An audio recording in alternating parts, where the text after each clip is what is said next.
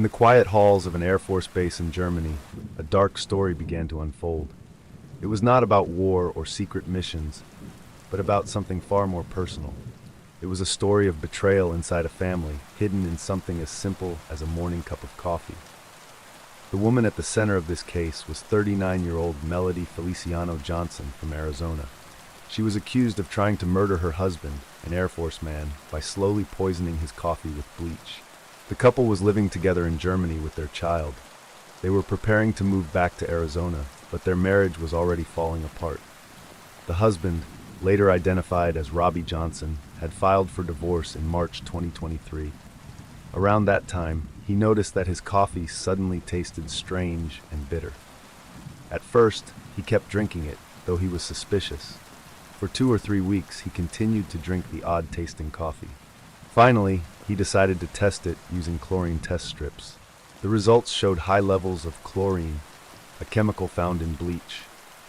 Bleach is common in cleaning products, but when swallowed, it is very dangerous. It can burn the throat, damage the stomach, and even harm organs inside the body. Robbie realized that his wife might be poisoning him. He also remembered that she had recently bought a house in the Philippines without telling him, and that she had asked questions about his life insurance. To him, it looked like a plan for money. Even though he now knew something was very wrong, he pretended to drink the coffee and acted normal, but he started to gather proof. In May 2023, he set up a hidden camera in their home. The camera allegedly captured Melody pouring something into the coffee pot. When the family returned to the United States in late June, Robbie continued his plan. At Davis-Monthan Air Force Base in Tucson, Arizona, he set up another camera in their hotel room.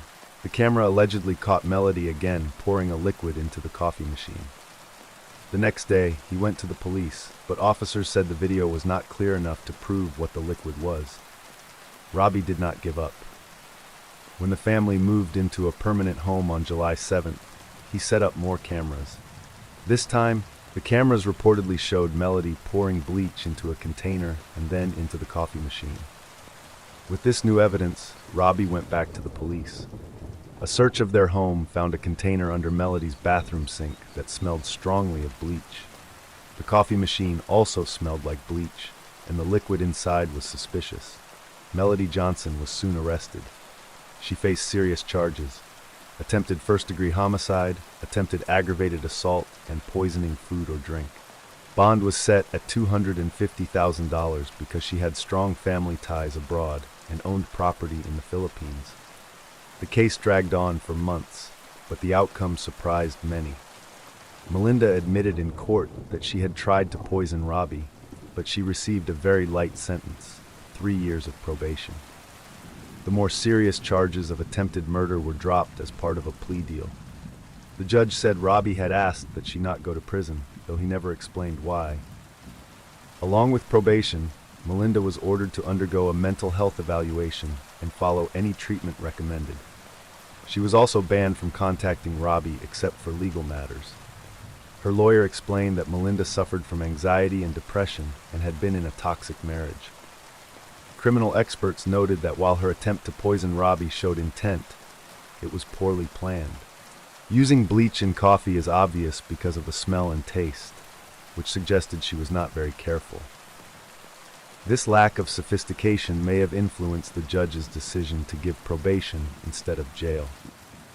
Melinda Johnson is free under supervision, required to get mental health treatment, and restricted from contacting her husband. On June 10, 1990, British Airways Flight 5390 was flying to Spain when one of the cockpit windows suddenly blew out. The blast of air partially sucked Captain Tim Lancaster out of the plane. A flight attendant grabbed his legs to stop him from being pulled out completely. Tim's body was bent around the window, freezing in the -2°C air. 2 other crew members helped hold on to him while the co-pilot struggled to control the plane, which was falling. Eventually, they managed to pull Tim back inside, and the co-pilot landed the plane safely in Southampton. Amazingly, Tim survived with multiple injuries, frostbite, and a concussion. Later, it was discovered the accident happened because the wrong size bolts had been used to secure the cockpit window. Romany travelers photographed by John Thompson in 1877. They're gathered around a caravan belonging to one William Hampton. The woman seated on the steps, Mary Pradd, was murdered a few weeks after the photograph was taken. When we think about the working class in Victorian Britain, we often picture them living in dark, crowded terrace houses or in tall, dirty buildings called tenements. But not everyone lived that way. Some people chose a life on the road. They liked the freedom of moving from place to place. These people often worked as street sellers in the winter, selling cheap goods. In the warmer months, they earned money at fairs or by picking fruit and hops. During the cold months, groups of caravan dwellers could be found camped on empty land around London, especially in Battersea and Wandsworth. Some of these camps were very poor, with people living in old carts, tents, or under sheets of canvas. Horses were tied nearby and dogs were everywhere. But the caravans themselves, although tiny and cramped, were often neat and tidy. Many owners kept them as clean as any small home. Inside there was usually a little fireplace with shiny brass or copper pots hanging above it. A table might sit under the window, which was often covered with curtains. At the back of the van there was a white bed that stretched across the wagon. It looked large, but in truth it was not enough for a whole family. Children often slept under the bed or outside in a tent. Writers and photographers of the time, like John Thompson and Adolph Smith, recorded the lives of these caravan people. They wanted to show the struggles and daily lives of the poor in London. While a few managed to earn good money buying cheap and selling for more, most lived hard lives. Sometimes even getting enough food was a struggle. But when money was plenty, many spent it quickly on drinking and gambling. These wandering people formed their own groups. They did not follow the normal rules of steady work or permanent homes. Instead, they traveled around selling goods, visiting fairs, and sometimes working in the countryside during harvest season. They were not always easy to track, since they moved whenever they felt the need, or if trouble forced them to leave an area. They rarely made long-term plans and lived day to day. Some of these wanderers were connected to gypsies, though not all admitted it. Many caravan families denied being gypsies, while gypsies themselves took pride in their heritage. Still, similarities in looks and lifestyle often showed a link between the two. One photograph taken in Battersea showed a group gathered around the caravan of William Hampton. Among his fellows, he was thought of as a fair and honest man. But when one reporter got to know him, he felt William's good reputation might have been exaggerated. William had no formal education, like many of his companions, but he was clever in his own way. He admitted openly that he loved the roaming life and could never settle in one place. Interestingly, he disliked education. He thought it made people worse, not better, and distrusted anyone who could read and write, saying they were more likely to cheat others. In that same photograph was a woman named Mary Pradd, who was later found dead under suspicious circumstances. She was about 55 years old and had lived a hard life. Though once decent and respectable, she had turned to drink in her later years. Witnesses spoke of her troubles and the strange events on the night she died, but no one could say for sure what had happened. Her story was just one of many sad tales among the caravan people. Not all wanderers were poor, though. Some made great amounts of money. One man, known as Mo, carried thousands of pounds in his van. He was even robbed once of a very large sum. Despite his wealth, he continued to live as a traveling hawker before eventually settling down. Stories like his showed that while many caravan people struggled to survive, others managed to grow rich. Final photos of Avicii, a few days before he died in Oman back in 2018, and it was ruled that he did it to himself. Swell Season Concert Incident. On August 19, 2010, the band Swell Season was playing a concert at the Mountain Winery in Saratoga, California. Everything seemed normal until around 10 p.m. During a short break between songs, the lead singer Glenn Hansard spoke to the crowd. Suddenly, a man who had left his seat earlier was now spotted on a rooftop above the stage, about 30 feet high. In front of the shocked audience, the man fell and landed just a few feet away from Hansard. Many people first thought it was part of the show, maybe a dummy being used as a prop. but it quickly became clear that it was real. Hansard dropped his guitar in shock, and staff rushed to help. A doctor in the audience came forward, and paramedics tried CPR, but after an hour the man was declared dead. The victim was identified as Michael Edward Pickles. He had been at the show with a friend, but even his friend said they had no idea why Michael decided to do this. Earlier that year, Michael had been arrested after a violent fight with his girlfriend on New Year's Day. He had pointed a loaded shotgun at her, threatened to kill them both, and tied her legs. She begged him not to hurt her, and when he finally let her go, she escaped to a friend's house and called police. Authorities negotiated with Michael for over an hour before he gave himself up. He was later charged with assault with a firearm, domestic violence, and false imprisonment. By the time of the concert, he was out on a $150,000 bail and waiting for a court date that October. For the audience, the concert quickly turned into a nightmare. After the fall, staff asked everyone to move to the plaza so emergency vehicles could get inside. Wild West train robber Tom Ketchum, also known as Black Jack, on the gallows. He was the only person hanged in the history of Union County, New Mexico territory, and the executioners were inexperienced and used too long a rope, which led to a traumatic detachment of the head. This is Erin Caffey with her father. Looks pretty normal until you hear the full story. 16-year-old Erin Caffey lived with her family in Alba, Texas. Alba is a very small town with only about 400 people, located around 80 miles east of Dallas. Erin's father, Terry, was 41 years old and worked as a home health aide. Her mother, Penny, was 37 and worked as a substitute driver, delivering meals to people in need. Erin also had two younger brothers, Matthew, age 13, and Tyler, age 8. When Erin was 13, the family moved to Alba so they could be closer to their church. Church was very important to them. They all played instruments and sang there often. At first, Erin and her brothers went to public school. But after a girl kissed Erin in the hallway one day, her parents pulled all three children out and decided to homeschool them. In July 2007, Erin turned 16 and got a part-time job as a waitress at a Sonic restaurant in a nearby town. That's where she met 17-year-old Charlie Wilkinson.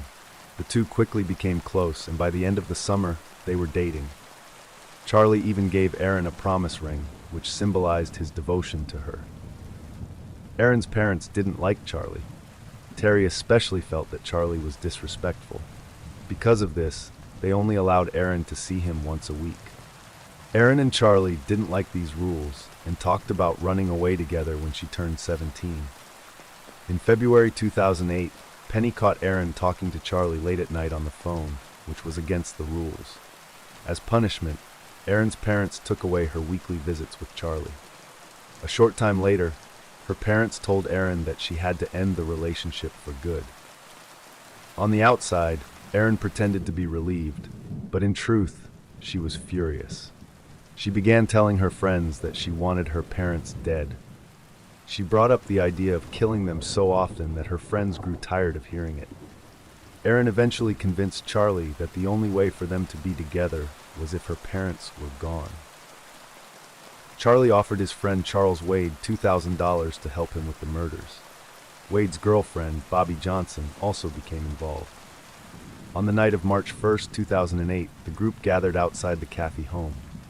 Erin joined Charlie, Wade, and Bobby in Bobby's car. They drove around for about an hour, discussing what to do. Charlie suggested they run away instead, but Erin insisted that her parents had to die. The plan was simple but horrifying. Charlie would kill Erin's parents, while Wade killed her brothers. They had a small gun and two samurai-style swords with them. When Charlie asked Erin if she was okay with her brothers also being killed, she reportedly told him, "Just do what you have to do." Charlie and Wade entered the house while Erin and Bobby stayed in the car. Inside, Charlie shot at Terry and Penny, but the gun jammed. Wade fixed the gun and fired again. He then attacked Penny with his sword, killing her. Terry was shot and badly wounded, but he survived by pretending to be dead. The killers then went upstairs, where Matthew and Tyler had tried to hide. Matthew was shot, and Tyler was stabbed to death. Believing everyone was dead, the attackers set the house on fire and left. But Terry was still alive. Even though he was badly injured, he crawled nearly 900 feet to a neighbor's house.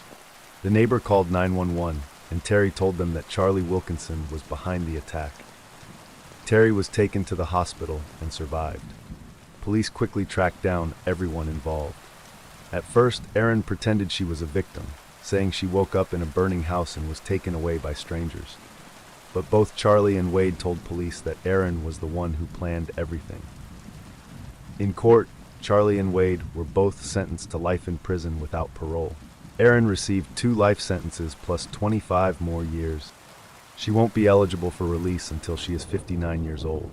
Bobby Johnson received 40 years and could be released after serving 24. Terry eventually recovered from his injuries. He later remarried, left his old job, and became a minister. Despite everything, he still stays in contact with Erin. Erin was described as sheltered, naive, and immature. She had trouble in school, struggled with ADHD, and often felt trapped by her parents' strict rules. When she met Charlie, she became fixated on him. Instead of choosing to rebel in small ways, she believed killing her family was the only solution. In the end, immaturity, impulsiveness, and poor judgment led to a tragedy that destroyed multiple lives. This haunting photograph from the 1890s shows 3 neglected children sleeping on the cold streets of New York City. At the time, thousands of poor and abandoned children were left to survive on their own, a dark and hidden reality of the city's rapid growth. Chloe Valentine. In 2007, a little girl named Chloe Valentine was born in Adelaide, South Australia. Her mother, Ashley, was only 16 years old at the time. Life for Chloe was unstable right from the start. Ashley struggled with drug addiction, especially meth, and was often involved in violent relationships. Their home life was unsafe, dirty, and chaotic. Chloe's grandmother and other relatives quickly saw that the child was in danger. They reported their concerns to the authorities many times. Neighbors, police officers, and even strangers also reported problems. In fact, more than 20 reports were made to the Child Protection Agency.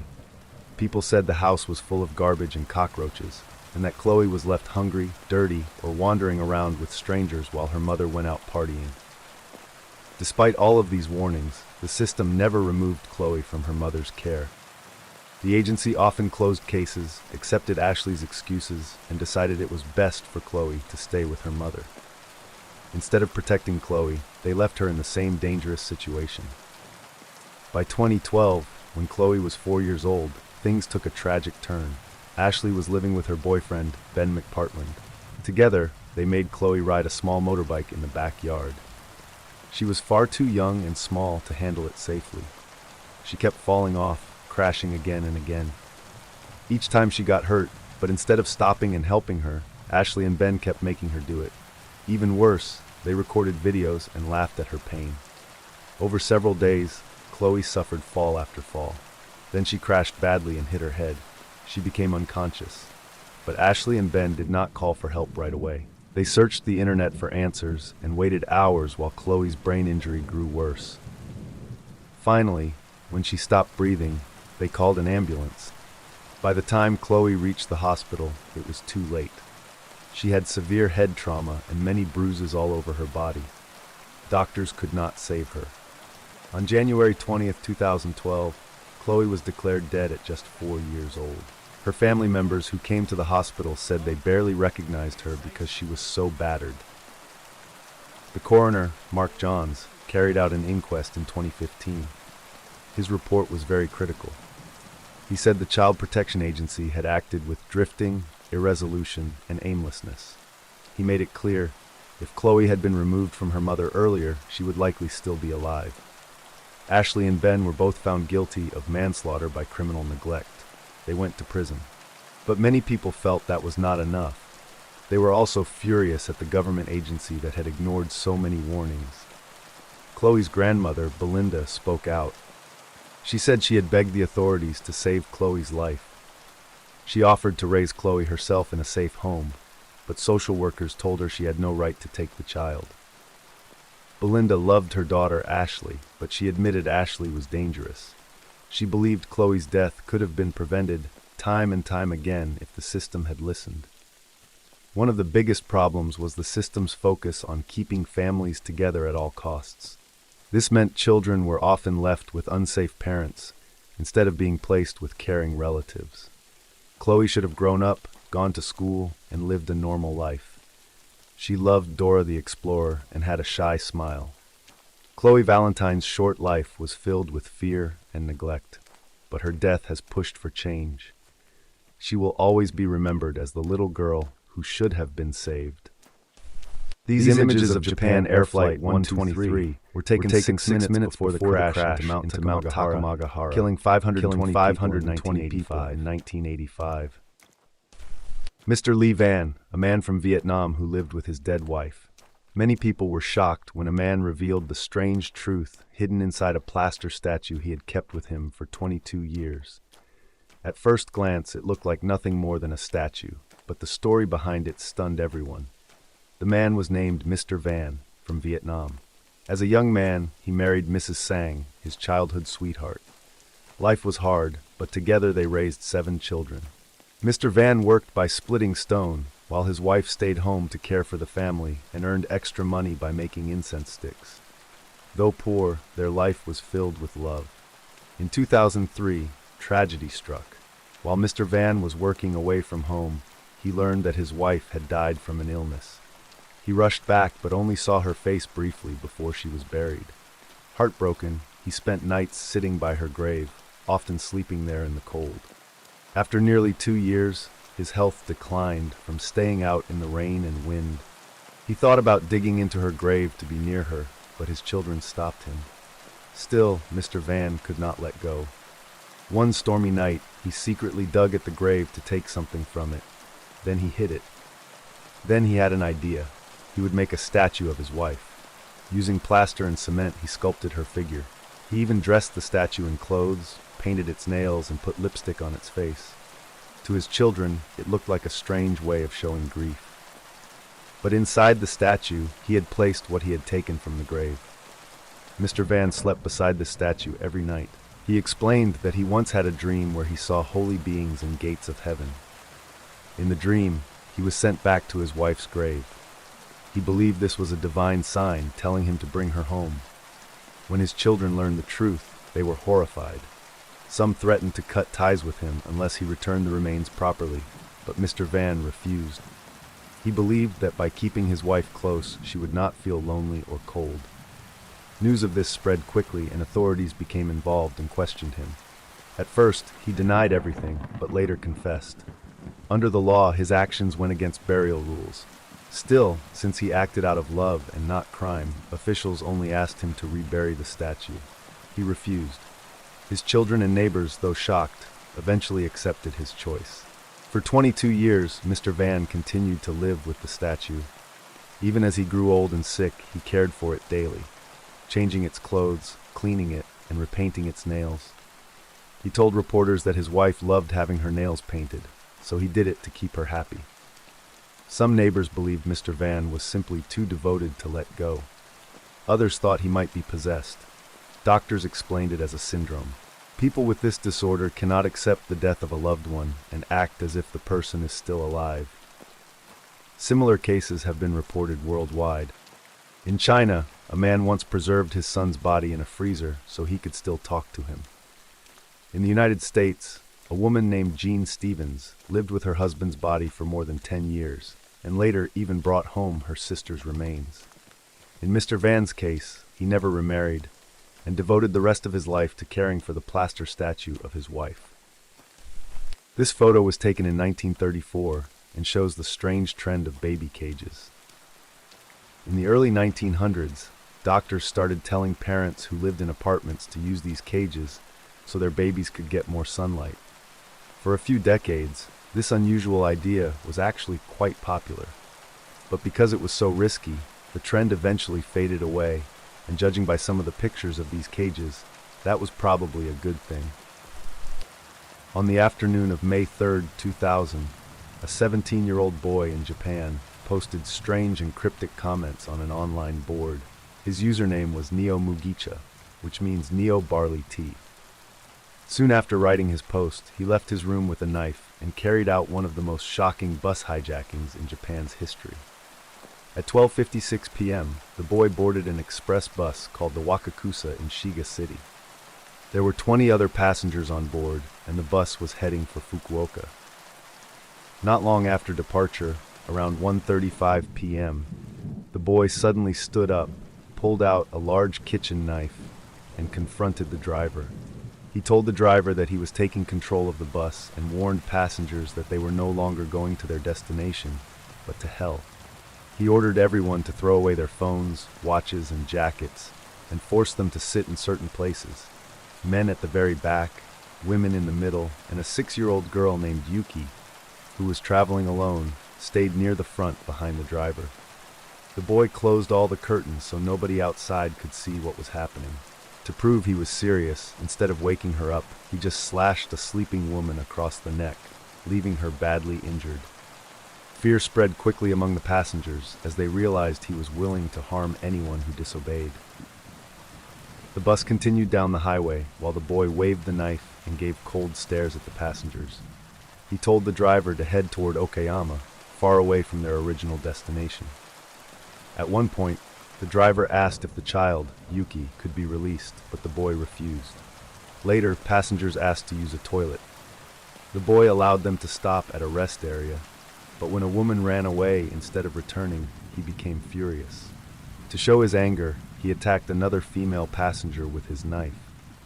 Luckily, the woman who escaped called the police from an emergency phone, finally alerting them about the hijacking after nearly 90 minutes. Soon after, another woman managed to jump out of a bus window. This enraged the boy again, and he slashed another passenger repeatedly. A man also escaped later by leaping from a window when the bus slowed down, causing the boy to attack yet another victim. Each escape attempt led to more violence. During this time, the boy even called the police several times on his own mobile phone. He made strange demands, such as asking for a handgun, but then turned off his phone and stopped answering. Thanks to these calls, police learned his identity and background. The hijacked bus was now traveling across different prefectures while helicopters and patrol cars followed. News stations began broadcasting the situation live. Police set up roadblocks but were careful not to anger the boy further. By evening, police forced the bus into a parking area in Hiroshima. Negotiations began, and food, drinks, and blankets were given to the passengers. 3 injured women were allowed to leave, but sadly, one 68-year-old woman, Tatsuko Tsukamoto, died from blood loss. The boy had now become a murderer. The rest of the night passed with tense negotiations. Police trained nearby with an identical bus model, preparing ways to break in safely. Around midnight, 2 elderly women were released, but most passengers, including the child, remained trapped. The boy sometimes showed a softer side to Yuki, but he continued threatening others. By dawn on May 4th, the police special assault team decided to act. At 5 a.m., while a negotiator distracted the boy, 15 officers surrounded the bus. On a signal, they threw stun grenades, smashed windows, and rushed inside. In the chaos, one officer was lightly injured, but they managed to overpower the boy and take his knife. All passengers were rescued, including Yuki, who survived without physical injuries. At 5:05 a.m., after nearly 17 hours, the terrifying ordeal was finally over. The hijacker's background revealed troubling signs. He had once been a good student, but was bullied in junior high. After a serious back injury from a fall, he quit high school and became a hikikomori. He spent almost all his time on the computer, browsing dark online forums, and became violent toward his parents, sister, and even their pet dog. His parents begged for help from schools, police, and hospitals, but little was done. Even when he stayed in a psychiatric hospital, he fooled staff with polite behavior, hiding his violent side. In truth, he was already planning an attack. Inspired by another teenager who had recently committed murder, he decided to strike before turning 18, when harsher punishment would apply. Originally, he planned to attack his old school, but since it was closed for holidays, he chose to hijack a bus instead. Because the boy was 17, Japanese law treated him as a minor.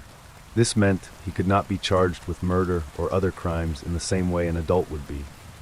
He was only sent to a juvenile hospital for 6 years, then released back into society at age 23. He never apologized to victims or their families. This angered many people in Japan, leading to calls for stricter laws for young offenders. But little has changed, and even today, teenagers under 18 who commit serious crimes may avoid heavy punishment. Fire escape collapse. This 1975 photo shows a mother, her 2-year-old daughter, and a firefighter during a rescue in Boston.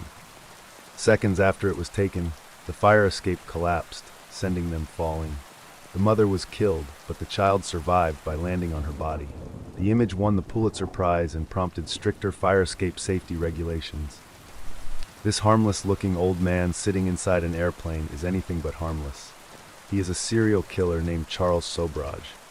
Charles Sobhraj, later called the Serpent, was one of the most dangerous criminals of the 1970s. He started small, just stealing cars and robbing people in France, but over time his crimes became darker and deadlier. In the early 1970s, he traveled to Thailand with his girlfriend. Once there, he built a plan to trick and rob mostly Western tourists. His method was simple but cruel. He would befriend backpackers, earn their trust, and then secretly drug their food or drinks. When they became weak or sick, he would steal their passports, money, and belongings. At first, it was just theft, but soon, robbery was not enough for him. One of his first known murders was of an American woman he had befriended. After drugging her, instead of just stealing her things, he drowned her in the ocean. A short time later, he killed another tourist, burning the body and leaving it by the road. When the victim's girlfriend started asking too many questions, Charles killed her too, drowning her just like the first. Charles kept moving from place to place, always looking for new victims. He lured a young Dutch couple to Thailand, drugged them, and then strangled and burned them. Using their passports, he and his girlfriend escaped Thailand and went to Nepal. There, they murdered a Canadian man and an American woman, stabbing them and setting their bodies on fire. With stolen passports, Charles traveled widely: Nepal, India, Singapore, and back to Thailand. He left a trail of dead or missing tourists wherever he went. Sometimes he killed on purpose. Other times, a robbery went wrong when he gave victims too much poison. Even his close associates were not safe. One friend who had helped him commit crimes disappeared forever after Charles turned on him. One of his boldest crimes happened in New Delhi, India. He met 60 French engineering students and came up with the insane idea to drug them all at once. He put poison into 60 water bottles and started handing them out. But the drug worked too quickly, and some students began collapsing before he had finished.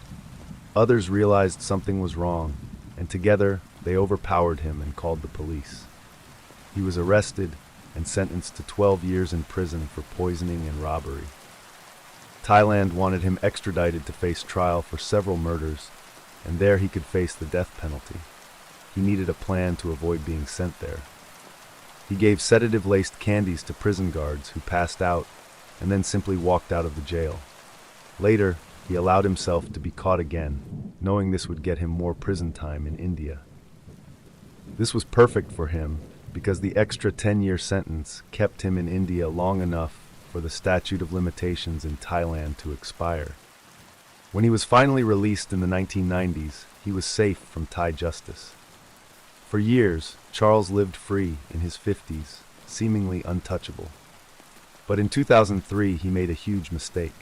He returned to Nepal, forgetting or perhaps underestimating that he was still wanted there for the murders of the Canadian man and American woman from decades earlier.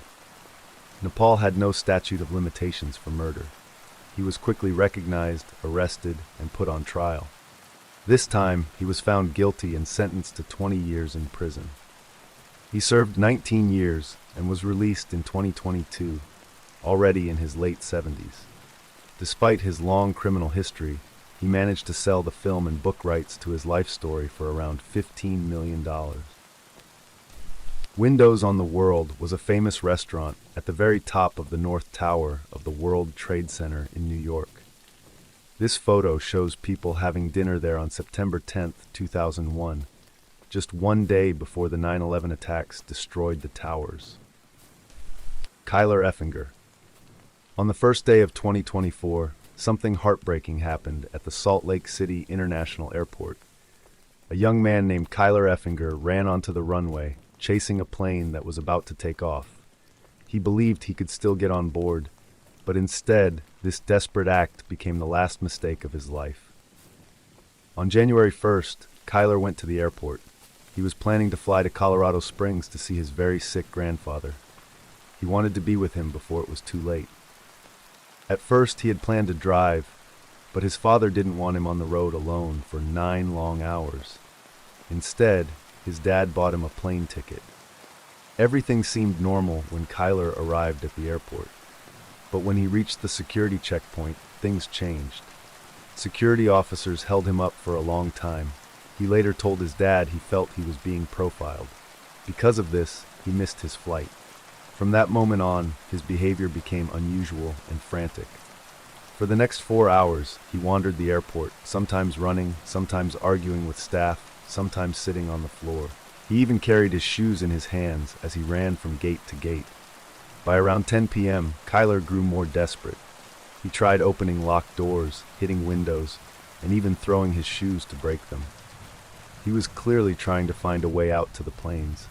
He wanted to see his grandfather so badly that nothing else seemed to matter. Eventually, he made it through an emergency exit and onto the runway. Pilots waiting to take off were told to watch for a man running across the tarmac. Some reported seeing him waving his arms, wearing a yellow shirt. For several minutes, no one knew exactly where he was.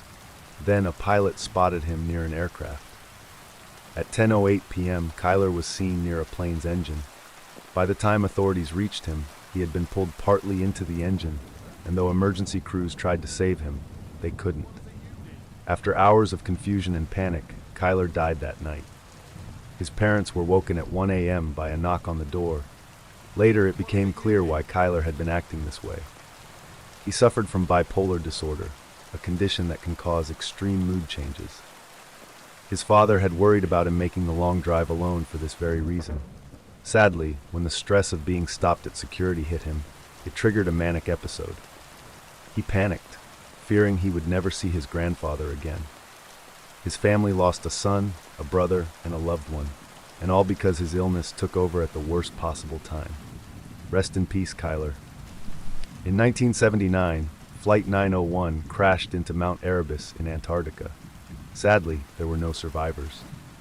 This photo shows 17-year-old Melinda and her half-sister Valery just before boarding in New Zealand. The second image is of Melinda inside the cabin, taken only minutes before the crash. The recovery team had to temporarily bury remains in the snow to keep the skua gulls from eating the corpses. The last image of Ylenia Carrisi before her disappearance. Ylenia Maria Carrisi was born on November 29, 1970, in Rome, Italy. She was the daughter of 2 famous Italian singers, Albano Carrisi and Romina Power. Romina herself was the daughter of Hollywood actor Tyrone Power and Mexican actress Linda Christian. Because of her family, Ylenia grew up in the spotlight. As a child, she appeared in a movie with her parents called Champagne in Paradiso. As a teenager, she worked as a letter turner on the Italian version of Wheel of Fortune. But Ylenia did not want to stay in the world of fame. She wanted to be a writer instead. She went to King's College in London to study literature and was one of the best students in her year. Ylenia was 5'7", slim, with strawberry blonde hair and green eyes.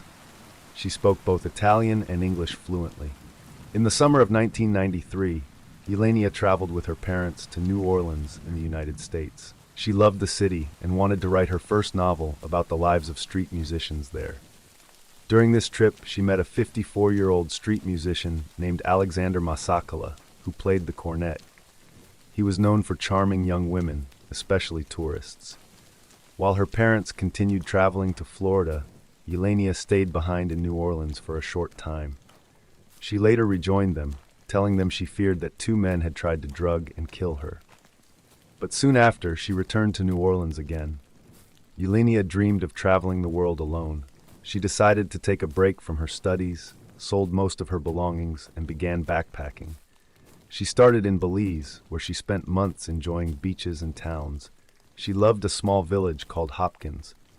On December 27, 1993, her brother Yari came to Belize to surprise her, but she had already left. Locals told him she had boarded a bus to Mexico the day after Christmas. She then made her way back to New Orleans. On December 30th, 1993, Ylenia checked into a cheap hotel in New Orleans called Le Dale, about 5 blocks from the French Quarter. She wasn't alone. She checked in with Masekela. The hotel staff said they didn't seem romantically involved and that Ylenia asked for 2 beds in the room. Over the next days, she spent her time with street musicians and homeless people, gathering stories for her book. She seemed very focused on learning about their lives. On January 6, 1994, around 11 a.m., Ylenia left the hotel alone, wearing a floral dress and a jacket. After that, she was never seen again. Nobody noticed she was missing for about a week. The hotel staff only became suspicious when Masekela tried to pay the bill using one of Ylenia's traveler's checks. He also left her backpack with the staff and never returned for it. Inside were her clothes, camera, passport, and notebooks. Her parents, back in Italy, had not heard from her since New Year's Day. On January 18th, they reported her missing. Police questioned Masekela. He denied harming Ylenia and said he believed she was safe. He admitted making advances toward her, but said she had rejected him. Soon after, he was arrested for an unrelated assault charge from a different woman, but was released because there wasn't enough evidence. Police had no proof connecting him to Ylenia's disappearance, though her parents strongly suspected him. Another theory came from a security guard's report. Around 11 p.m. on January 6, the same day Ylenia vanished, he saw a blonde woman sitting near the Mississippi River. He asked her to leave, but she told him she belongs in the water anyway, before diving in. He said she seemed like a strong swimmer and didn't look like she would do anything to be harmed, but she got caught in the current and disappeared. The Coast Guard searched, but never found a body. The clothing he described sounded like what Ylenia had been wearing. Still, he wasn't sure if the woman was her, and her parents refused to believe it. The very next day, a Croatian fisherman in New Orleans claimed he met a young Italian woman who matched Ylenia's description. He said he was certain it was her. Over the years, many possible sightings of Ylenia were reported, but none confirmed. Some people believed she had been kidnapped because of her famous parents. Others thought she had chosen to disappear and start a new life. Her parents held different beliefs. Romina, her mother, always believed Ylenia was alive. In 2014, she was officially declared presumed dead. Even so, her case remains unsolved. Last image of Deborah Gale Stone, an 18-year-old honors student who graduated from Santa Ana High School in June 1974. A month later, she was crushed at a rotating stage in a theater attraction shortly after being hired as a cast member at Disneyland. On the 25th of October 2016, a terrible accident happened at Dreamworld, a theme park in Australia. A river rapids ride stopped working properly, and 4 people died in the most disturbing and brutal way. Dreamworld first opened in 1981 with only a few rides. Visitors could enjoy an IMAX theater, a small train, a log flume, and a vintage car ride. Over the years, the park grew bigger and added more attractions. There were roller coasters, a wildlife park, and many other rides. The park was divided into different zones with special themes. One zone was called the DreamWorks Experience, where rides were based on popular DreamWorks movies like Kung Fu Panda and Madagascar. Another area was the town of Gold Rush, themed after Australia's gold rush in the 1800s. The Thunder River Rapids ride, which would later be the scene of the tragedy, opened in this zone in 1986. The Thunder River Rapids ride was a circular water ride, similar to many other rides found in theme parks around the world. Usually, rides like this are made by a company called Intamin, which is well known for building safe rides, but Dreamworld chose to build this ride itself, making it a custom design. People riding the attraction would sit in round rafts that could hold 6 passengers. The rafts were loaded from a rotating platform so people could get in without stopping the ride. Once the raft started moving, it traveled slowly along a water channel with tunnels and artificial rapids. Riders would bump, splash, and get wet. which was all part of the fun. The water in the ride moved because the channel had a slight downward slope. This gentle slope allowed the rafts to float along without needing any engines inside them. But after completing the ride, the rafts had to be lifted back up to the starting point so new riders could get on. Dreamworld used a conveyor belt for this. The rafts, with people still in them, would move up the belt and return to the loading platform. To keep the water moving, Dreamworld relied on 2 strong water pumps. These pumps pushed water back to the start of the ride so the next raft could float along the course. On that day in October 2016, one of the pumps failed. This caused the water level in the ride to drop. One of the rafts reached the top of the conveyor belt but became stuck because there wasn't enough water to float it forward. The conveyor belt kept moving, carrying another raft up the ride. This second raft, carrying 6 guests, collided with the stuck raft. The first raft fell back into place, but the second raft was pushed up vertically by the belt. 4 of the people in this second raft were thrown out. They landed on the moving conveyor belt, which was still going. Tragically, these victims were either crushed under the stuck raft or trapped in the machinery beneath the belt. All 4 of them died. 2 children on the second raft survived. They held on to the raft while it stood vertically and were able to climb to safety once the belt stopped. After the accident, the ride was evacuated and Dreamworld closed while rescue teams worked to recover the bodies. It took until the next morning to remove them safely.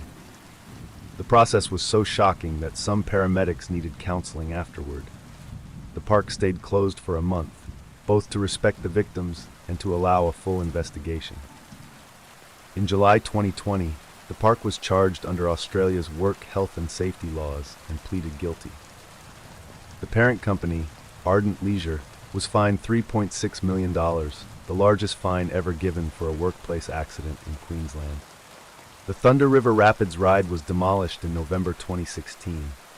The victims included Kate Goodchild, her 12-year-old daughter, Kate's brother Luke Dorset, and his partner Ruzbeh Aragi. Kate's daughter was the only survivor from their group. Also killed was Cindy Lowe, whose 10-year-old son survived. All 4 victims were on holiday and had come to Dreamworld to enjoy the rides, trusting that the park was safe. Takashi Yokoyama, a Japanese racing driver who was launched off the back of another car and into the metal beam supporting the starting lights. The organizers immediately deployed a safety car to enable the marshals to clean the accident. Whilst most of the pack was cruising behind the safety car, Takashi Yokoyama, who had started the race back in 17th place, did not notice the field slowing down and, about to complete the first lap, came upon the other cars traveling at a speed of 160 miles per hour. Takashi's Dallara hit another vehicle and was launched 5 meters into the air, crashing into the gantry, carrying the signboard over the main straight. The car disintegrated upon impact, scattering debris over 500 meters and killing Yokoyama instantly.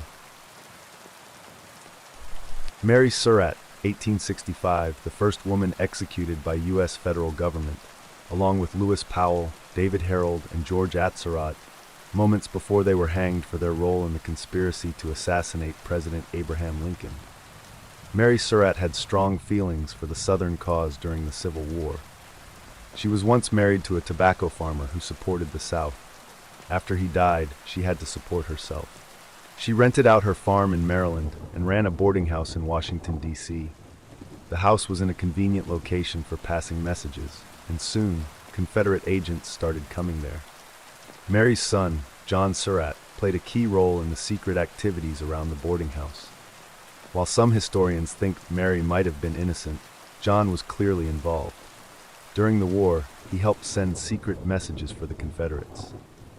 He even developed clever ways to hide mail so it would not be discovered. Through these secret activities, John met John Wilkes Booth, who became a frequent visitor to Mary's boarding house. John Surratt eventually joined a plan to kidnap President Abraham Lincoln. That plan later turned into Lincoln's assassination. Years later, John admitted he was involved in the plot, but unlike his mother, he managed to escape serious punishment. After Lincoln was shot, Booth ran away from the theater. He was later found hiding in a barn in Virginia and was shot by soldiers. Investigators quickly realized that the Surratt boarding house had been involved in the plot. They arrested Mary Surratt, while John had already become a suspect for other crimes. He fled the country, running to places like Canada, Rome, and Egypt. Authorities eventually caught him, but in the immediate aftermath of Lincoln's death, Mary was left to face the anger of a grieving nation.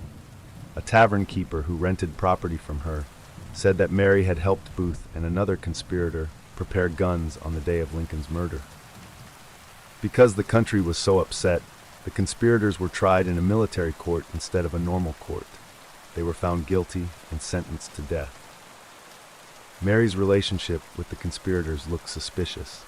She was friendly with Booth, and sometimes they spent time together socially.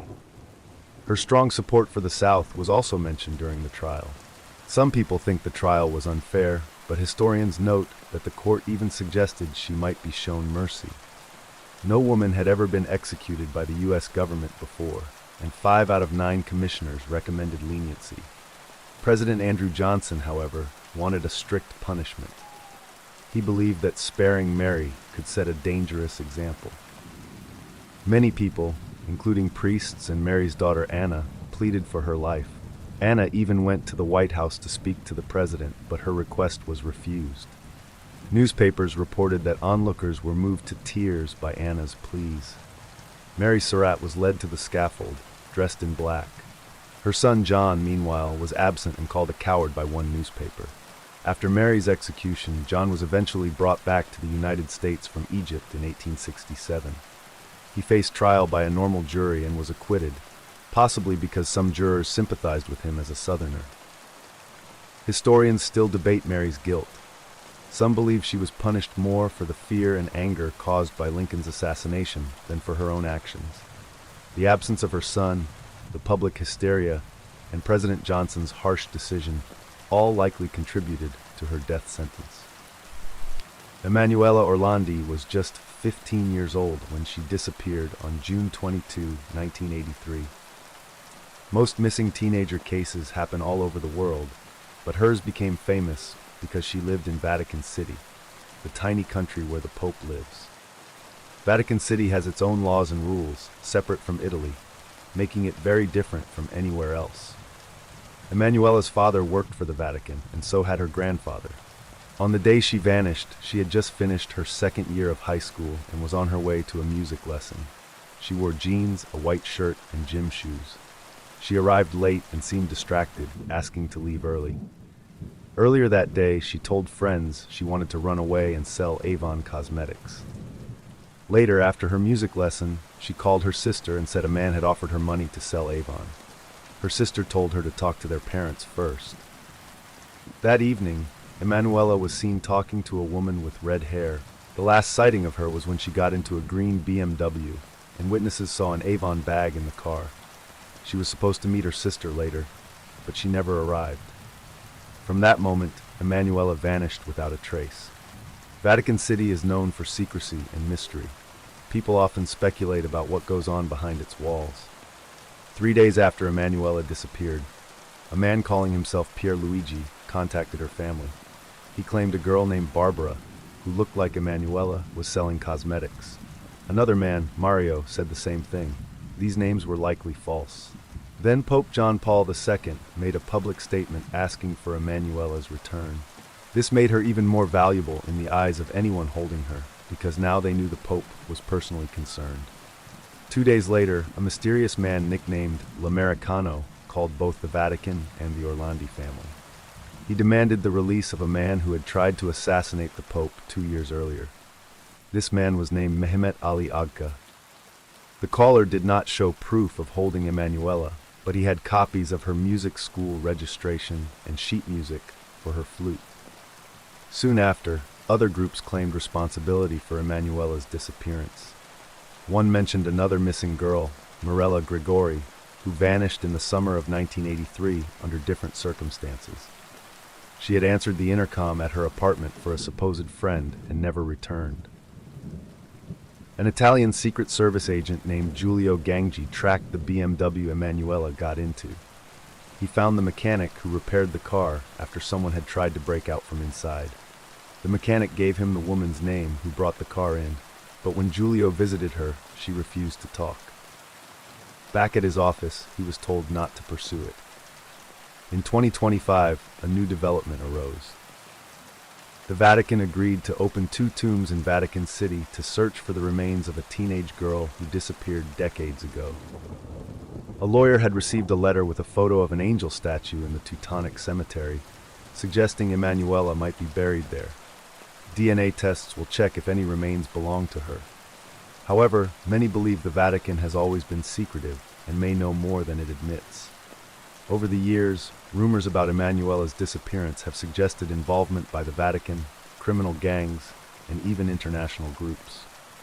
Some theories claim she was used in an abuse ring connected to officials, while others think she was kidnapped to get leverage over the Vatican. Emanuela's friends said she felt followed before she vanished, and her family had even disconnected their phones out of fear. Her family, including 4 siblings, has waited decades for answers. Despite new searches and investigations, many believe the truth may never be revealed because of the Vatican's power and secrecy. Until then, Emanuela Orlandi's story remains a mystery. The last moments of John Brown. His last words were, "I, John Brown, am now quite certain that the crimes of this guilty land will never be purged away, but with blood."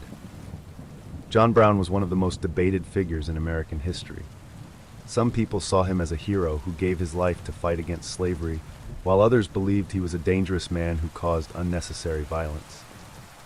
His story is filled with faith, determination, failure, and bloodshed.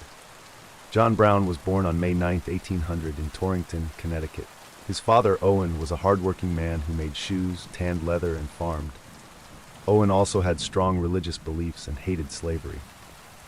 John grew up in this strict religious household. His family moved to Hudson, Ohio, when John was still young, and there Owen became a respected businessman in the community. As a boy, John thought about becoming a minister, but he had to leave school because he could not afford it. He went back to working in his father's tannery and later tried to run his own businesses. But John Brown was not easy to get along with. He was serious, rarely joked, and had piercing eyes that made people uncomfortable. He also thought he was smarter than everyone else and did not like being questioned. Even his own brothers said he gave orders like a king. One belief John inherited from his father was a deep hatred of slavery. In the early years of the United States, slavery was already a huge problem. Many of the founding fathers admitted it was wrong, but they left it in place. By the early 1800s, the invention of the cotton gin made slavery even more important to the South's economy. Large plantations depended on enslaved workers, and the divide between North and South kept growing. In the 1830s, the abolitionist movement began to grow stronger in the North. Religious revivals during this time painted slavery as a terrible sin. Writers like William Lloyd Garrison spoke out boldly against it. Still, most abolitionists wanted peaceful change through laws, not violence.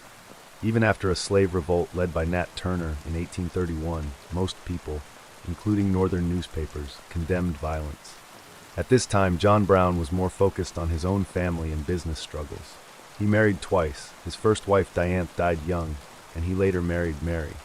Between the 2 marriages, he fathered 21 children, though 10 died young.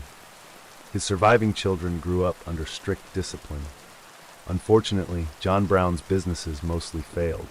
Whether it was land deals, wool trading, or tanning, he often lost money and went bankrupt. He blamed others instead of himself and seemed to believe he was always right. Some people even questioned his sanity. By the 1850s, Brown had moved to North Elba, New York, a small settlement where freed slaves were trying to build new lives. He worked with them by teaching them farming skills, and he also became active in the Underground Railroad, helping enslaved people escape to freedom in Canada. By then, slavery was a more urgent national issue. The Kansas-Nebraska Act of 1854 worsened tensions by allowing new territories to decide for themselves whether to allow slavery. This led to violent clashes in Kansas between pro-slavery and anti-slavery settlers. Brown's sons, who had moved to Kansas, wrote to him for help. He joined them, bringing weapons. In 1856, after hearing that pro-slavery forces had attacked the town of Lawrence and that Senator Charles Sumner had been beaten in Congress, Brown snapped. With his sons and followers, he carried out the Potawatomi Massacre, where they dragged pro-slavery men from their homes and killed them with swords.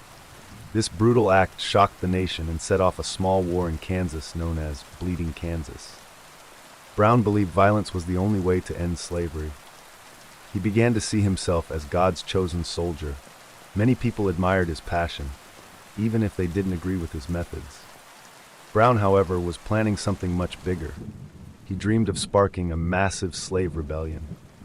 Brown believed that enslaved people would join him if given weapons. His target was the federal arsenal at Harper's Ferry, Virginia, which held thousands of rifles. On October 16, 1859, Brown and 21 men attacked Harper's Ferry. They captured the arsenal and took hostages, including a relative of George Washington. But Brown had made a huge mistake. He had no way to alert enslaved people to come and join him. Instead, local militias surrounded the town. The next day, U.S. Marines led by Colonel Robert E. Lee stormed the building where Brown and his men were trapped. After a brief fight, Brown was captured, badly wounded. Most of his men were killed or taken prisoner. Brown's raid failed, but it made headlines across the nation. In the South, people were terrified and furious, calling him a terrorist. In the North, some began to see him as a martyr for freedom. His trial was swift. He was found guilty and sentenced to death. Even in prison, Brown remained calm and spoke with great conviction. He said he was willing to die for the cause of ending slavery. On December 2, 1859, John Brown was hanged. His last note predicted that slavery in America would only end in bloodshed. Just 2 years later, the Civil War broke out after Southern states tried to leave the Union. John Brown's raid had not freed a single slave, but it had shaken the nation to its core.